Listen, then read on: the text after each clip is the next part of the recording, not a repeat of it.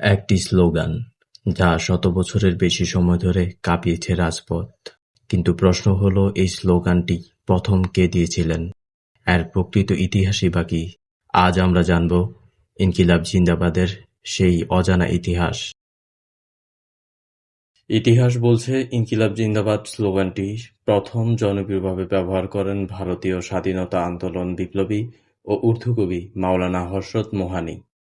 তিনি 1921 সালে ভারতীয় জাতীয় কংগ্রেসের অধিবেশনে এই স্লোগানটি উচ্চারণ করেন।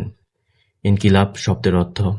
ইনকিলাব শব্দ এসেছে আরবি ভাষা থেকে, যার অর্থ বিপ্লব অথবা আমূল পরিবর্তন। আর জিন্দাবাদ একটি ফার্সি উর্দু শব্দ, যার অর্থ দীর্ঘজীবী হোক। অর্থাৎ ইনকিলাব জিন্দাবাদ মানে বিপ্লব দীর্ঘজীবী হোক।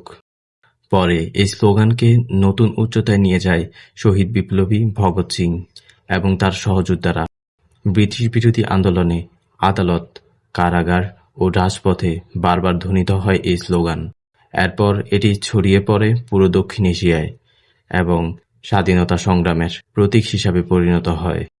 আজও বিভিন্ন দেশে অন্যায়ের বিরুদ্ধে প্রতিবাদ, অধিকার আদায়ের আন্দোলন এবং রাজনৈতিক সংগ্রামে এই স্লোগানটি উচ্চারিত হয়।